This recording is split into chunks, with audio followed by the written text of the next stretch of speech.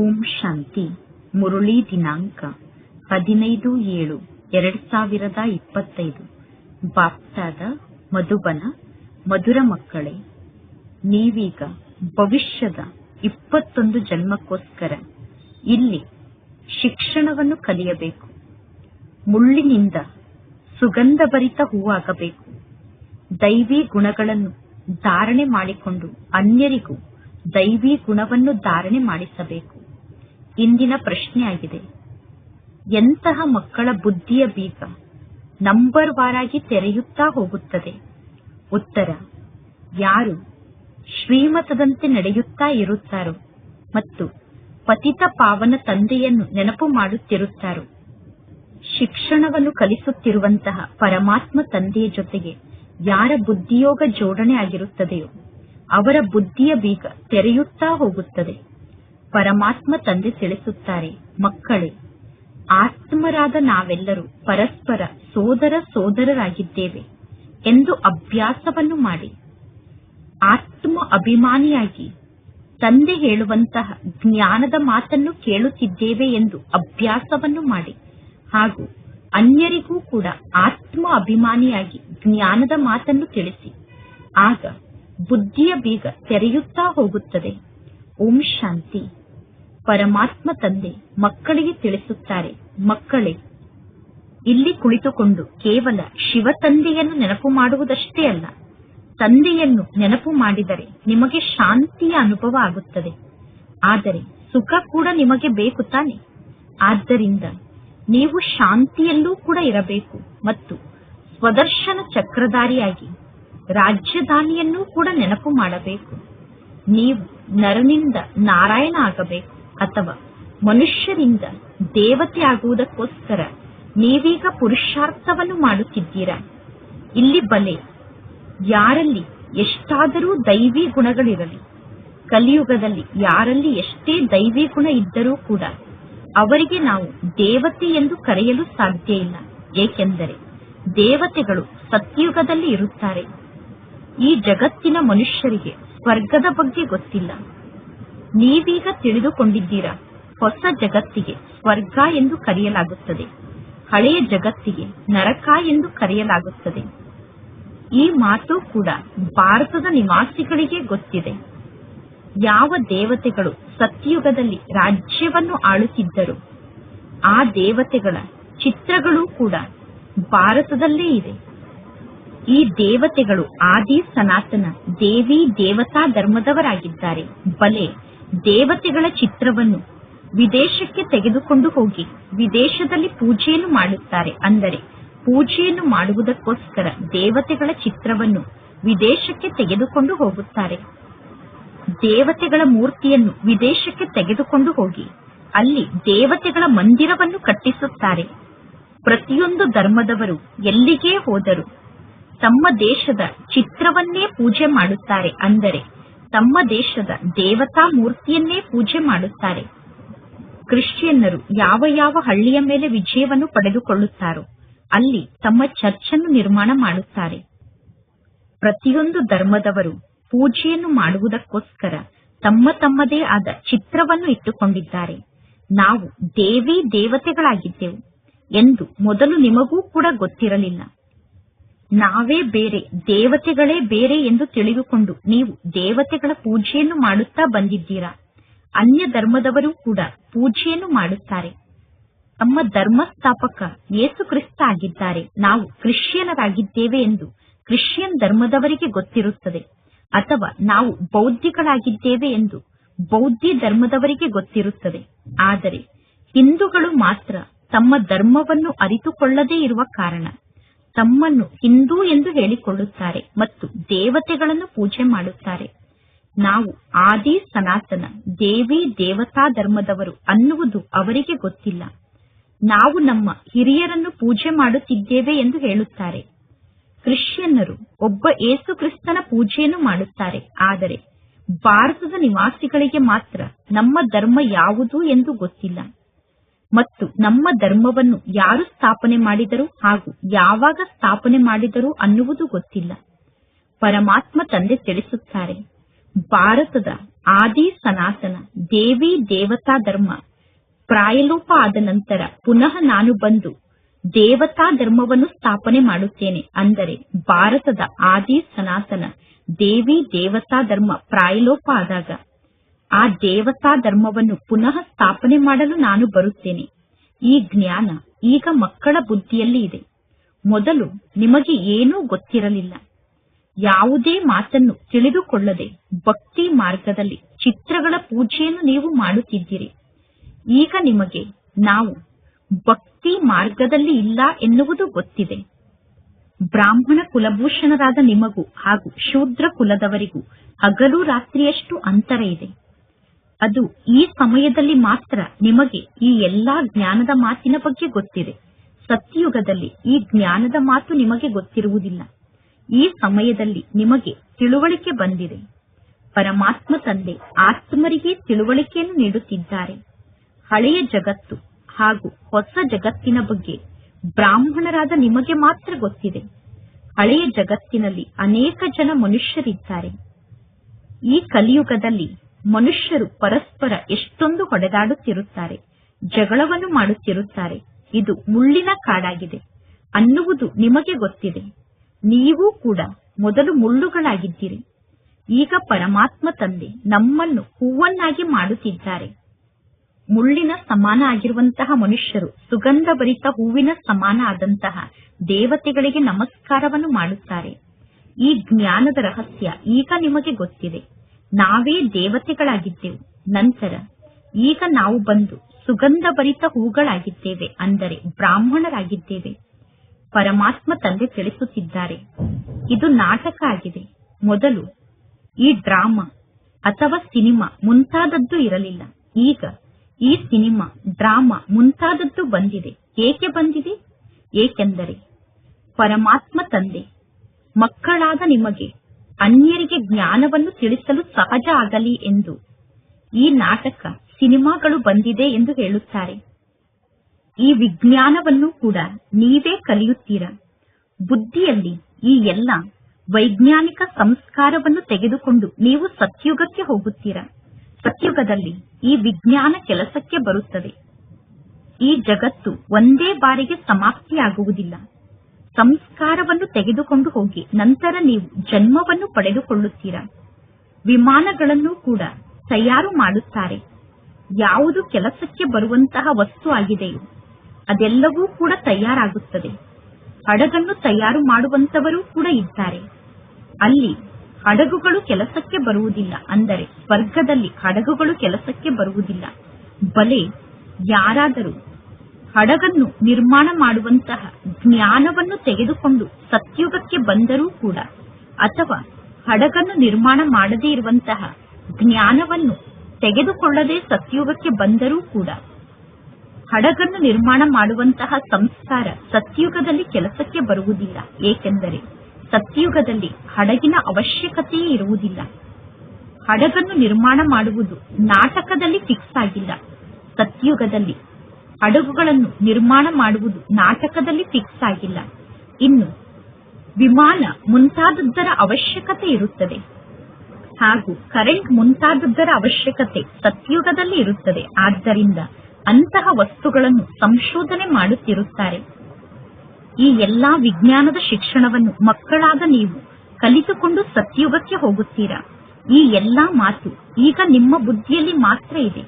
ನಾವೀಗ ಹೊಸ ಜಗತ್ತಿಗೋಸ್ಕರ ಶಿಕ್ಷಣವನ್ನು ಕಲಿಯುತ್ತಿದ್ದೇವೆ.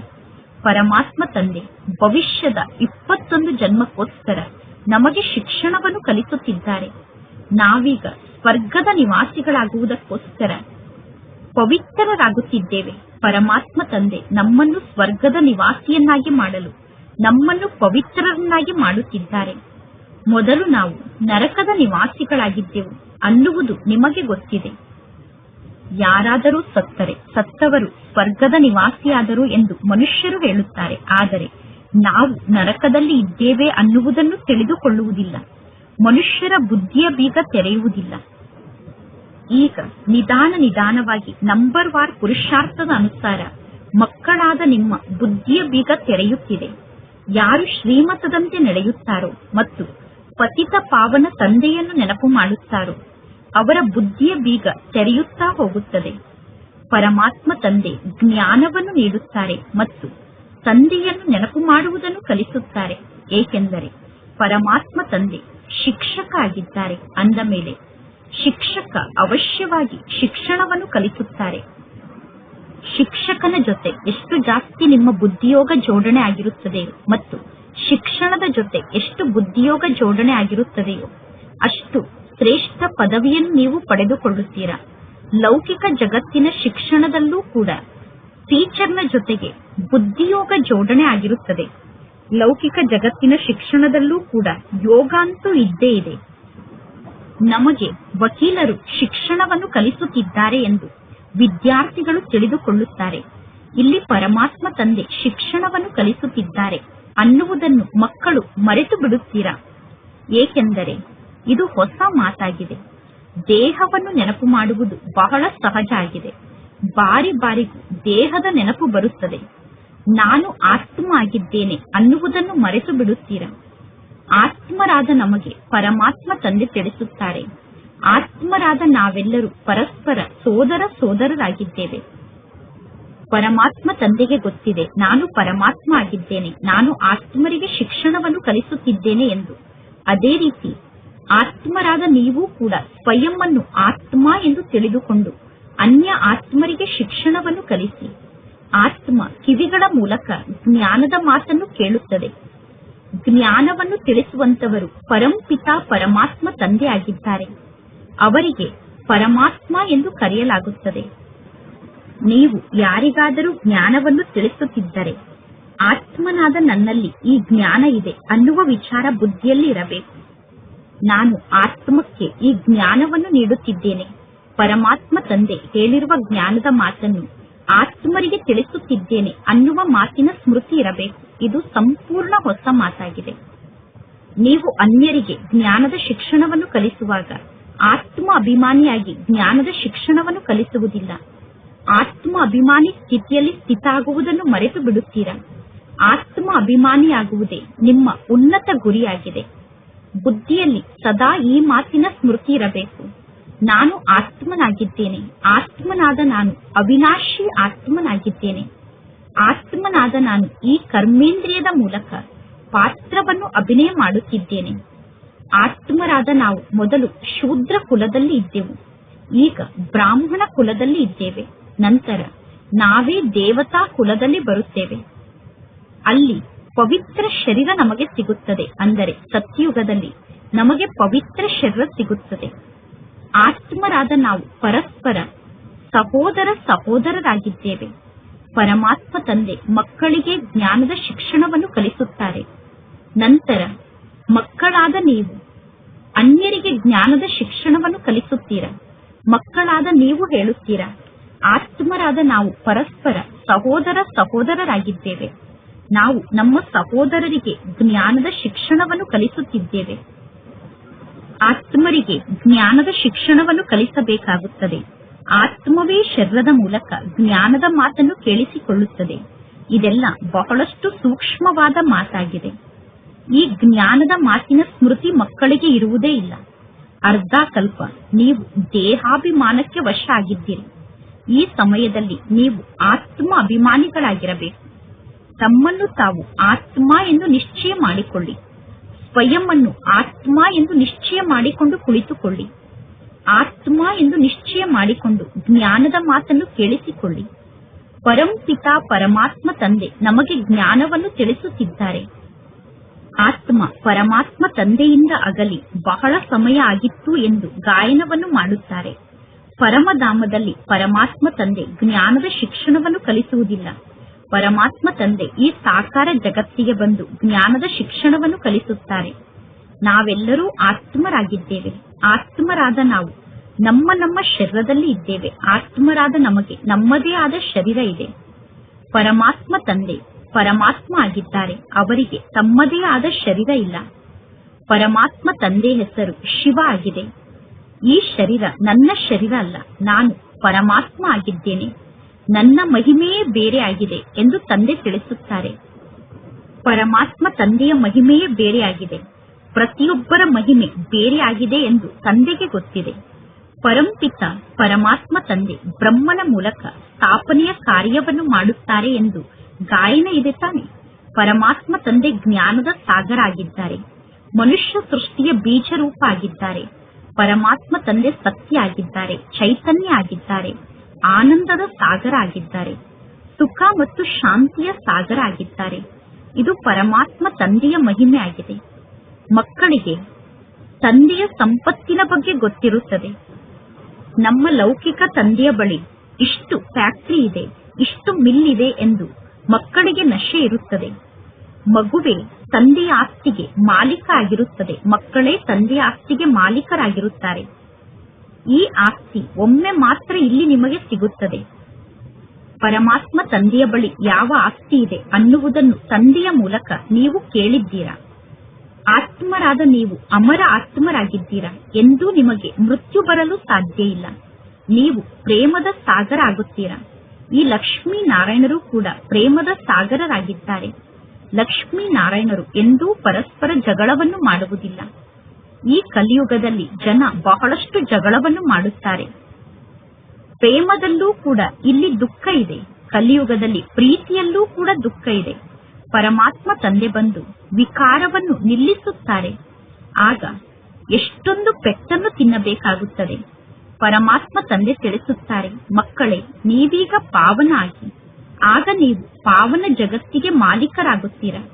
ಕಾಮ ವಿಕಾರ ಮಹಾಶತ್ರು ಆಗಿದೆ. ಆದ್ದರಿಂದ ಪರಮಾತ್ಮ ತಂದೆಯ ಬಳಿ ನೀವು ಬಂದಾಗ ತಂದೆ ಹೇಳುತ್ತಾರೆ, ನೀವು ಮಧುಬನಕ್ಕೆ ತಂದೆಯನ್ನು ಮಿಲನ ಮಾಡಲು ಬಂದಾಗ ತಂದೆ ತಿಳಿಸುತ್ತಾರೆ, ಇಲ್ಲಿಯವರೆಗೂ ನೀವು ಎಷ್ಟೆಲ್ಲಾ ವಿಕರ್ಮವನ್ನು ಮಾಡಿದ್ದೀರೋ ಆ ವಿಕರ್ಮದ ಬಗ್ಗೆ ತಂದೆಗೆ ತಿಳಿಸಿ. ಆಗ ನಿಮ್ಮ ಮನಸ್ಸು ಹಗುರ ಆಗುತ್ತದೆ. ವಿಕಾರದಲ್ಲೂ ಕೂಡ ಮುಖ್ಯ ವಿಕಾರದ ಮಾತಿನ ಬಗ್ಗೆ ತಂದೆ ತಿಳಿಸುತ್ತಿದ್ದಾರೆ. ತಂದೆ ಮಕ್ಕಳ ಕಲ್ಯಾಣಕ್ಕೋಸ್ಕರ ಮಕ್ಕಳನ್ನು ಕೇಳುತ್ತಾರೆ, ಹೇ ಪತಿತ ಪಾವನ ಬನ್ನಿ ಎಂದು ತಂದೆಗೆ ನೀವು ಹೇಳುತ್ತೀರಾ. ಏಕೆಂದರೆ ವಿಕಾರಕ್ಕೆ ವಶ ಆಗಿರುವ ಕಾರಣ ನೀವೆಲ್ಲರೂ ಪತಿತರಾಗಿದ್ದೀರಾ. ವಿಕಾರಕ್ಕೆ ವಶ ಆಗುವಂತವರಿಗೆ ಪತಿತರು ಎಂದು ಕರೆಯಲಾಗುತ್ತದೆ. ಈ ಜಗತ್ತು ಪತಿತ ಜಗತ್ತಾಗಿದೆ. ಇಲ್ಲಿರುವ ಎಲ್ಲಾ ಮನುಷ್ಯರೂ ಪತಿತರಾಗಿದ್ದಾರೆ. ಪಂಚತತ್ವ ಕೂಡ ಪತಿತ ಆಗಿದೆ. ಸತ್ಯಯುಗದಲ್ಲಿ ನಿಮಗೋಸ್ಕರ ಪಂಚತತ್ವ ಕೂಡ ಪವಿತ್ರವಾಗಿರುತ್ತದೆ. ಈ ಅಸುರಿ ಭೂಮಿಯಲ್ಲಿ ದೇವತೆಗಳ ನೆರಳೂ ಕೂಡ ಬೀಳುವುದಿಲ್ಲ. ಲಕ್ಷ್ಮಿಯನ್ನು ಜಗತ್ತಿನ ಜನ ಆಹ್ವಾನ ಮಾಡುತ್ತಾರೆ. ಆದರೆ ಲಕ್ಷ್ಮಿ ಈ ಕಲಿಯುಗಕ್ಕೆ ಹೇಗೆ ಬರಲು ಸಾಧ್ಯ? ಒಂದು ವೇಳೆ ಲಕ್ಷ್ಮಿ ಈ ಸೃಷ್ಟಿಗೆ ಬರಬೇಕು ಅಂದರೆ ಈ ಪಂಚತತ್ವ ಬದಲಾಗಬೇಕು. ಸತ್ಯುಗ ಹೊಸ ಜಗತ್ತಾಗಿದೆ. ಈ ಕಲಿಯುಗ ಹಳೆಯ ಜಗತ್ತಾಗಿದೆ. ಈ ಕಲಿಯುಗ ಸಮಾಪ್ತಿಯಾಗುವ ಸಮಯ ಬಂದಿದೆ. ಈಗ ಇದು ಕಲಿಯುಗದ ಸಮಾಪ್ತಿಯ ಸಮಯ ಆಗಿದೆ. ಇನ್ನು 40,000 ವರ್ಷದವರೆಗೂ ಈ ಜಗತ್ತು ಇರುತ್ತದೆ ಎಂದು ಮನುಷ್ಯರು ತಿಳಿದುಕೊಂಡಿದ್ದಾರೆ. ಅರೆ, ಕಲ್ಪದ ಆಯಸ್ಸು 5,000 ವರ್ಷ ಆಗಿದೆ. ಅಂದ ಮೇಲೆ ಕೇವಲ ಕಲಿಯುಗ 40,000 ವರ್ಷದವರೆಗೂ ಹೇಗೆ ಇರಲು ಸಾಧ್ಯ? ಜಗತ್ತಿನ ಮನುಷ್ಯರು ಎಷ್ಟೊಂದು ಅಂಧಕಾರದಲ್ಲಿ ಇದ್ದಾರೆ. ಜಗತ್ತಿನಲ್ಲಿ ಎಷ್ಟೊಂದು ಅಜ್ಞಾನದ ಅಂಧಕಾರ ಇದೆ. ಜ್ಞಾನ ಯಾರ ಬಳಿಯೂ ಇಲ್ಲ. ಭಕ್ತಿ ಬ್ರಾಹ್ಮಣರಾದ ನಿಮಗೆ ರಾತ್ರಿಯಾಗಿದೆ. ಜ್ಞಾನ ಬ್ರಹ್ಮನ ಹಗಲು ಹಾಗೂ ಬ್ರಾಹ್ಮಣರಿಗೆ ಹಗಲಾಗಿದೆ. ಈಗ ಇದು ಪ್ರತ್ಯಕ್ಷದಲ್ಲಿ ನಡೆಯುತ್ತಿದೆ. ಏಣಿಯ ಚಿತ್ರದಲ್ಲಿ ಈ ಎಲ್ಲಾ ಮಾತನ್ನು ಸ್ಪಷ್ಟವಾಗಿ ತೋರಿಸಲಾಗಿದೆ. ಹೊಸ ಜಗತ್ತು ಅರ್ಧ ಸಮಯ ಇರುತ್ತದೆ, ಹಳೆಯ ಜಗತ್ತು ಅರ್ಧ ಸಮಯ ಇರುತ್ತದೆ ಎಂದು ನೀವು ಹೇಳಬಹುದು. ಹೊಸ ಜಗತ್ತು ಜಾಸ್ತಿ ಸಮಯ ಇರುತ್ತದೆ, ಹಳೆಯ ಜಗತ್ತು ಕಡಿಮೆ ಸಮಯ ಇರುತ್ತದೆ ಎಂದು ಹೇಳಲು ಸಾಧ್ಯ ಇಲ್ಲ. ಏಕೆಂದರೆ ಹೊಸ ಜಗತ್ತು ಮತ್ತು ಹಳೆಯ ಜಗತ್ತು ಅರ್ಧ ಅರ್ಧ ಭಾಗದಲ್ಲಿ ಇರುತ್ತದೆ. ಅಂದರೆ ಅರ್ಧ ಸಮಯ ಹೊಸ ಜಗತ್ತು, ಅರ್ಧ ಸಮಯ ಹಳೆಯ ಜಗತ್ತು ಇರುತ್ತದೆ. ಆದ್ದರಿಂದ ನೀವು ಕಾಲು ಭಾಗವನ್ನು ಮಾಡಿ ತೋರಿಸಬಹುದು. ಒಂದು ವೇಳೆ ಅರ್ಧ ಭಾಗ ಇಲ್ಲದೆ ಇದ್ದಿದ್ದರೆ ಕಾಲು ಭಾಗವನ್ನೂ ಕೂಡ ಮಾಡಲು ಸಾಧ್ಯ ಆಗುತ್ತಿರಲಿಲ್ಲ. ಸ್ವಸ್ತಿಕ್ನ ಚಿತ್ರದಲ್ಲಿ 4 ಭಾಗವನ್ನು ಮಾಡಿದ್ದಾರೆ. ನಾವು ಗಣೇಶನ ಚಿತ್ರವನ್ನು ಬರೆಯುತ್ತೇವೆ ಎಂದು ಹೇಳುತ್ತಾರೆ. ಈಗ ಮಕ್ಕಳಿಗೆ ಗೊತ್ತಿದೆ, ಹಳೆಯ ಜಗತ್ತು ಅವಶ್ಯವಾಗಿ ವಿನಾಶ ಆಗುತ್ತದೆ. ನಾವು ಹೊಸ ಜಗತ್ತಿಗೋಸ್ಕರ ಶಿಕ್ಷಣವನ್ನು ಕಲಿಯುತ್ತಿದ್ದೇವೆ. ಹೊಸ ಜಗತ್ತಿನಲ್ಲಿ ನಾವು ನರನಿಂದ ನಾರಾಯಣ ಆಗುತ್ತೇವೆ. ಶ್ರೀಕೃಷ್ಣ ಕೂಡ ಹೊಸ ಜಗತ್ತಿನ ನಿವಾಸಿಯಾಗಿದ್ದಾರೆ. ಕೃಷ್ಣನ ಬಗ್ಗೆ ಗಾಯನ ಕೂಡ ಇದೆ. ಶ್ರೀಕೃಷ್ಣನಿಗೆ ಮಹಾತ್ಮ ಎಂದು ಕರೆಯುತ್ತಾರೆ, ಏಕೆಂದರೆ ಶ್ರೀಕೃಷ್ಣ ಸಣ್ಣ ಮಗು ಆಗಿದ್ದಾರೆ. ಚಿಕ್ಕ ಮಕ್ಕಳು ಎಲ್ಲರಿಗೂ ಪ್ರಿಯ ಆಗಿರುತ್ತಾರೆ. ಹಿರಿಯರನ್ನು ಪ್ರೀತಿ ಮಾಡಿದಷ್ಟು ಹಿರಿಯರನ್ನು ಪ್ರೀತಿ ಮಾಡುವುದಿಲ್ಲ. ಅಂದರೆ ಸಣ್ಣ ಮಕ್ಕಳನ್ನು ಎಷ್ಟು ಪ್ರೀತಿ ಮಾಡುತ್ತಾರೋ ಅಷ್ಟು ದೊಡ್ಡವರನ್ನು ಪ್ರೀತಿ ಮಾಡುವುದಿಲ್ಲ. ಏಕೆಂದರೆ ಸಣ್ಣ ಮಗುವಿನ ಸ್ಥಿತಿ ಅಂದರೆ ಸತೋ ಪ್ರಧಾನ ಸ್ಥಿತಿಯಾಗಿದೆ. ಸಣ್ಣ ಮಕ್ಕಳಲ್ಲಿ ವಿಕಾರದ ದುರ್ಗಂಧ ಇರುವುದಿಲ್ಲ. ದೊಡ್ಡವರಾದಾಗ ವಿಕಾರದ ದುರ್ಗಂಧ ಇರುತ್ತದೆ. ಮಕ್ಕಳಿಗೆ ಎಂದು ಕೆಟ್ಟ ದೃಷ್ಟಿಯ ಬಗ್ಗೆ ಗೊತ್ತಿರುವುದಿಲ್ಲ. ಮಕ್ಕಳ ದೃಷ್ಟಿ ಎಂದೂ ಅಪವಿತ್ರ ದೃಷ್ಟಿ ಅಥವಾ ಕುದೃಷ್ಟಿ ಆಗಲು ಸಾಧ್ಯ ಇಲ್ಲ. ಈ ಕಣ್ಣುಗಳೇ ಮೋಸವನ್ನು ಮಾಡುತ್ತದೆ. ಆದ್ದರಿಂದ ಕಥೆಯಲ್ಲಿ ಕಣ್ಣನ್ನು ತೆಗೆದರು ಎಂದು ಹೇಳುತ್ತಾರೆ. ಆದರೆ ಈ ಜ್ಞಾನ ಮಾರ್ಗದಲ್ಲಿ ಅಂತಹ ಯಾವ ಮಾತು ಇಲ್ಲ. ಯಾರು ಈ ರೀತಿ ಕಣ್ಣನ್ನು ಕಿತ್ತು ತೆಗೆದಿಡಲು ಸಾಧ್ಯ ಇಲ್ಲ.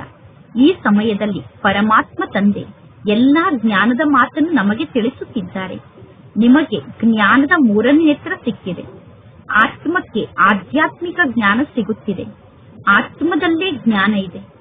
ನನ್ನಲ್ಲಿ ಜ್ಞಾನ ಇದೆ ಎಂದು ಪರಮಾತ್ಮ ತಂದೆ ಹೇಳುತ್ತಾರೆ. ಆತ್ಮಕ್ಕೆ ನಿರ್ಲೇಪ ಎಂದು ಕರೆಯಲು ಸಾಧ್ಯ ಇಲ್ಲ.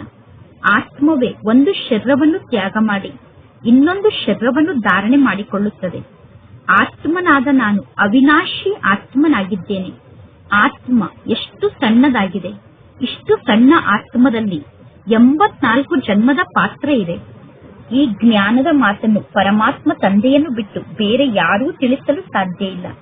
ಜಗತ್ತಿನ ಜನ ಆತ್ಮ ನಿರ್ಲೇಪ ಆಗಿದೆ ಎಂದು ಹೇಳುತ್ತಾರೆ. ಆದ್ದರಿಂದ ತಂದೆ ತಿಳಿಸುತ್ತಾರೆ, ಮೊದಲು ಆತ್ಮದ ಅನುಭೂತಿಯನ್ನು ಮಾಡಿಕೊಳ್ಳಿ. ಪ್ರಾಣಿಗಳು ಎಲ್ಲಿಗೆ ಹೋಗುತ್ತದೆ ಎಂದು ಕೆಲವರು ಕೇಳುತ್ತಾರೆ. ಅರೆ, ಪ್ರಾಣಿಗಳ ಮಾತನ್ನು ಬಿಟ್ಟು ಬಿಡಿ. ಮೊದಲು ಆತ್ಮದ ಅನುಭವವನ್ನು ಮಾಡಿಕೊಳ್ಳಿ. ಆತ್ಮನಾದ ನಾನು ಹೇಗಿದ್ದೇನೆ, ನಾನು ಯಾರಾಗಿದ್ದೇನೆ ಅನ್ನುವುದನ್ನು ಅರ್ಥ ಮಾಡಿಕೊಳ್ಳಿ. ಪರಮಾತ್ಮ ತಂದೆ ಹೇಳುತ್ತಾರೆ, ಸ್ವಯಂ ಅನ್ನು ಆತ್ಮ ಎಂದು ತಿಳಿದುಕೊಂಡಿಲ್ಲ ಅಂದ ಮೇಲೆ ಪರಮಾತ್ಮ ತಂದೆಯ ಬಗ್ಗೆ ಹೇಗೆ ಅರ್ಥ ಮಾಡಿಕೊಳ್ಳಲು ಸಾಧ್ಯ? ಇದೆಲ್ಲ ಸೂಕ್ಷ್ಮ ಮಾತಾಗಿದೆ. ಈ ಸೂಕ್ಷ್ಮ ಮಾತು ಮಕ್ಕಳ ಬುದ್ಧಿಯಲ್ಲಿ ಇದೆ. ಆತ್ಮದಲ್ಲಿ 84 ಜನ್ಮದ ಪಾತ್ರ ಫಿಕ್ಸ್ ಆಗಿದೆ. ಆ ಪಾತ್ರವನ್ನು ಆತ್ಮ ಅಭಿನಯ ಮಾಡುತ್ತಿರುತ್ತದೆ. ಕೆಲವರು ಹೇಳುತ್ತಾರೆ, ನಾಟಕದಲ್ಲಿ ಎಲ್ಲವೂ ಫಿಕ್ಸ್ ಆಗಿದೆ ಅಂದ ಮೇಲೆ ನಾನು ಏಕೆ ಪುರುಷಾರ್ಥವನ್ನು ಮಾಡಬೇಕು ಎಂದು. ಅರೆ, ನೀವು ಪುರುಷಾರ್ಥವನ್ನು ಮಾಡದೇ ಇದ್ದರೆ ನಿಮಗೆ ನೀರು ಕೂಡ ಸಿಗಲು ಸಾಧ್ಯ ಇಲ್ಲ. ನಾಟಕದ ಅನುಸಾರ ಎಲ್ಲವೂ ತನ್ನಷ್ಟಕ್ಕೆ ತಾನೇ ಸಿಗುತ್ತದೆ ಎಂದು ತಿಳಿದುಕೊಳ್ಳಬೇಡಿ. ನಾವು ಅವಶ್ಯವಾಗಿ ಕರ್ಮವನ್ನು ಮಾಡಲೇಬೇಕು. ಒಳ್ಳೆಯ ಕರ್ಮವನ್ನೂ ಕೂಡ ಮಾಡುತ್ತಾರೆ, ಕೆಟ್ಟ ಕರ್ಮವನ್ನೂ ಕೂಡ ಮಾಡುತ್ತಾರೆ. ಒಳ್ಳೆಯ ಕರ್ಮ ಮತ್ತು ಕೆಟ್ಟ ಕರ್ಮದ ಜ್ಞಾನವನ್ನು ಬುದ್ಧಿಯ ಮೂಲಕ ತಿಳಿದುಕೊಳ್ಳಬಹುದು. ತಂದೆ ಮಕ್ಕಳಿಗೆ ತಿಳಿಸುತ್ತಾರೆ, ಇದು ರಾವಣನ ರಾಜ್ಯ ಆಗಿದೆ. ಆದ್ದರಿಂದ ಇಲ್ಲಿ ನಿಮ್ಮ ಕರ್ಮ ವಿಕರ್ಮ ಆಗುತ್ತದೆ. ಸತ್ಯುಗದಲ್ಲಿ ವಿಕರ್ಮವನ್ನು ಮಾಡಲು ಸತ್ಯುಗದಲ್ಲಿ ರಾವಣ ರಾಜ್ಯವೇ ಇರುವುದಿಲ್ಲ. ನಾನೇ ನಿಮಗೆ ಕರ್ಮ, ಅಕರ್ಮ ಮತ್ತು ವಿಕರ್ಮದ ಗತಿಯನ್ನು ತಿಳಿಸುತ್ತೇನೆ. ಸತ್ಯುಗದಲ್ಲಿ ನಿಮ್ಮ ಕರ್ಮ ಅಕರ್ಮ ಆಗಿರುತ್ತದೆ. ರಾವಣ ರಾಜ್ಯದಲ್ಲಿ ನಿಮ್ಮ ಕರ್ಮ ವಿಕರ್ಮ ಆಗಿರುತ್ತದೆ. ಗೀತಾ ಪಾಠಶಾಲೆಯನ್ನು ನಡೆಸುವಂತವರಿಗೂ ಕೂಡ ಈ ಜ್ಞಾನದ ಮಾತಿನ ಅರ್ಥ ಗೊತ್ತಿಲ್ಲ. ಅಂದರೆ ಗೀತಾ ಪಾಠಶಾಲೆಯನ್ನು ನಡೆಸುವಂತವರಿಗೂ ಕೂಡ ಕರ್ಮ, ಅಕರ್ಮ ಮತ್ತು ವಿಕರ್ಮದ ಅರ್ಥ ಗೊತ್ತಿಲ್ಲ. ಅವರು ಕೇವಲ ಭಗವದ್ಗೀತೆಯನ್ನು ಓದಿ ಹೇಳುತ್ತಾರೆ. ಸಂಸ್ಕೃತದಲ್ಲಿ ಶ್ಲೋಕವನ್ನು ಓದಿ ತಮ್ಮ ತಮ್ಮ ಭಾಷೆಯಲ್ಲಿ ಆ ಶ್ಲೋಕದ ಅರ್ಥವನ್ನು ಹೇಳುತ್ತಾರೆ. ಭಗವದ್ಗೀತೆಯಲ್ಲಿ ಕೆಲವೊಂದು ಶಬ್ದಗಳು ಸರಿಯಾಗಿದೆ ಎಂದು ತಂದೆ ತಿಳಿಸುತ್ತಾರೆ. ಭಗವಾನ್ ವಾಚ್ ಅನ್ನುವ ಶಬ್ದ ಇದೆ. ಆದರೆ ಭಗವಂತ ಎಂದು ಯಾರಿಗೆ ಕರೆಯಲಾಗುತ್ತದೆ ಅನ್ನುವುದು ಜನರಿಗೆ ಗೊತ್ತಿಲ್ಲ. ಪರಮಾತ್ಮ ಎಂದು ಯಾರಿಗೆ ಕರೆಯುತ್ತಾರೆ ಎಂದು ಜಗತ್ತಿನಲ್ಲಿ ಯಾರಿಗೂ ಗೊತ್ತಿಲ್ಲ. ಒಳ್ಳೆಯದು. ಮಧುರಾತಿ ಮಧುರ ಅಗಲಿ ಹೋಗಿ ಮರಳಿ ಸಿಕ್ಕಿರುವ ಮಕ್ಕಳ ಪ್ರತಿ ಮಾಸ್ಪಿತಾ ಬಾಪ್ತಾದರವರ ನೆನಪು, ಪ್ರೀತಿ ಹಾಗೂ ಸುಪ್ರಭಾತ.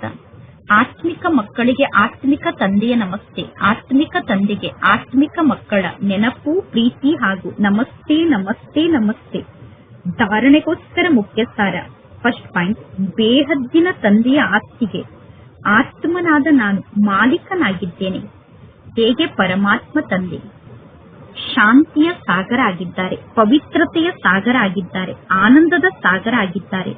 ಅದೇ ರೀತಿ ಆತ್ಮನಾದ ನಾನು ಕೂಡ ಮಾಸ್ಟರ್ ಶಾಂತಿಯ ಸಾಗರ, ಮಾಸ್ಟರ್ ಪವಿತ್ರತೆಯ ಸಾಗರ, ಮಾಸ್ಟರ್ ಆನಂದದ ಸಾಗರ ಆಗಿದ್ದೇನೆ ಅನ್ನುವ ನಶೆಯಲ್ಲಿ ಇರಬೇಕು. ಸೆಕೆಂಡ್ ಪಾಯಿಂಟ್, ನಾಟಕದಲ್ಲಿ ಇದ್ದರೆ ನಾಟಕ ಪುರುಷಾರ್ಥವನ್ನು ಮಾಡಿಸಲಿ ಎಂದು ಡ್ರಾಮಾ ಎಂದು ಹೇಳಿ ಪುರುಷಾರ್ಥವನ್ನು ಮಾಡುವುದನ್ನು ಬಿಡಬಾರದು. ಅವಶ್ಯವಾಗಿ ಕರ್ಮವನ್ನು ಮಾಡಬೇಕು. ಕರ್ಮ, ಅಕರ್ಮ ಮತ್ತು ವಿಕರ್ಮದ ಗತಿಯನ್ನು ಅರ್ಥ ಮಾಡಿಕೊಂಡು ಸದಾ ಶ್ರೇಷ್ಠ ಕರ್ಮವನ್ನೇ ಮಾಡಬೇಕು. ಇಂದಿನ ವರದಾನ ಆಗಿದೆ. ಸಮಯದ ಮಹತ್ವವನ್ನು ಅರ್ಥ ಮಾಡಿಕೊಂಡು ಸ್ವಯಂ ಅನ್ನು ಸಂಪನ್ನ ಆತ್ಮನನ್ನಾಗಿ ಮಾಡಿಕೊಳ್ಳುವಂತಹ ವಿಶ್ವಕ್ಕೆ ಆಧಾರ ಮೂರ್ತಿಗಳಾಗಿ ಇದು ಇಡೀ ಕಲ್ಪಕ್ಕೋಸ್ಕರ ಸಂಪಾದನೆಯನ್ನು ಮಾಡಿಕೊಳ್ಳುವ ಸಮಯ ಆಗಿದೆ.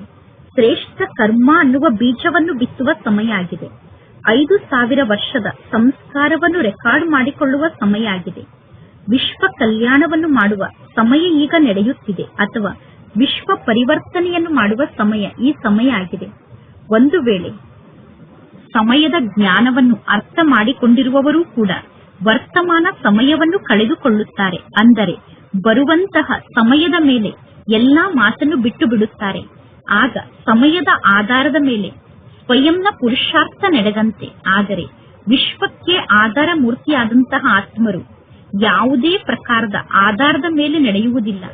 ಅವರು ಒಂದೇ ಅವಿನಾಶಿ ಆಶ್ರಯದ ಆಧಾರದ ಮೇಲೆ ಕಲಿಯುಗಿ ಪರ್ವತದ ಪ್ರಪಂಚದಿಂದ ದೂರ ಹೋಗಿ ಸ್ವಯಂ ಅನ್ನು ಸಂಪನ್ನ ಆತ್ಮನನ್ನಾಗಿ ಮಾಡಿಕೊಳ್ಳುವಂತಹ ಪುರುಷಾರ್ಥವನ್ನು ಮಾಡುತ್ತಾರೆ. ಇಂದಿನ ಶ್ಲೋಗನ್ ಆಗಿದೆ, ಸ್ವಯಂ ಅನ್ನು ಸಂಪನ್ನ ಆತ್ಮನನ್ನಾಗಿ ಮಾಡಿಕೊಂಡರೆ ವಿಶಾಲ ಕಾರ್ಯದಲ್ಲಿ ನೀವು ಸ್ವತಃ ಸಹಯೋಗಿಗಳಾಗುತ್ತೀರಾ. ಇಂದಿನ ಅವ್ಯಕ್ತ ಸೂಚನೆ ಆಗಿದೆ. ಸಂಕಲ್ಪದ ಶಕ್ತಿಯನ್ನು ಜಮಾ ಮಾಡಿಕೊಂಡು ಶ್ರೇಷ್ಠ ಸೇವೆಗೆ ನಿಮಿತ್ತರಾಗಿ ವರ್ತಮಾನ ಸಮಯದ ಪುರುಷಾರ್ಥದಲ್ಲಿ ಪ್ರತಿ ಸಂಕಲ್ಪವನ್ನು ಶಕ್ತಿಶಾಲಿಯನ್ನಾಗಿ ಮಾಡಿಕೊಳ್ಳಬೇಕು. ಸಂಕಲ್ಪವೇ ಜೀವನದ ಶ್ರೇಷ್ಠ ಖಜಾನೆ ಆಗಿದೆ. ಇಂತಹ ಖಜಾನೆಯ ಮೂಲಕ ಏನನ್ನು ಬೇಕಾದರೂ ಮಾಡಬಹುದು ಮತ್ತು ಎಷ್ಟು ಬೇಕಾದರೂ ಪ್ರಾಪ್ತಿಯನ್ನು ಪಡೆದುಕೊಳ್ಳಬಹುದು. ಅದೇ ರೀತಿ ಶ್ರೇಷ್ಠ ಸಂಕಲ್ಪದ ಮೂಲಕ ಸದಾ ಕಾಲಕ್ಕೋಸ್ಕರ ಶ್ರೇಷ್ಠ ಪದವಿಯನ್ನು ಪಡೆದುಕೊಳ್ಳಬಹುದು. ಅದಕ್ಕೋಸ್ಕರ ಒಂದು ಸಣ್ಣ ಶ್ಲೋಗನ್ ಅನ್ನು ಸ್ಮೃತಿಯಲ್ಲಿ ಇಟ್ಟುಕೊಳ್ಳಿ. ಯೋಚಿಸಿ ತಿಳಿದುಕೊಂಡು ಕರ್ಮವನ್ನು ಮಾಡಬೇಕು ಮತ್ತು ಯೋಚಿಸಿ ಅರ್ಥ ಮಾಡಿಕೊಂಡು ಮಾತನಾಡಬೇಕು. ಆಗ ಸದಾ ಕಾಲಕ್ಕೋಸ್ಕರ ಜೀವನವನ್ನು ಶ್ರೇಷ್ಠವಾಗಿ ರೂಪಿಸಿಕೊಳ್ಳಬಹುದು. ಒಳ್ಳೆಯದು. ಓಂ ಶಾಂತಿ.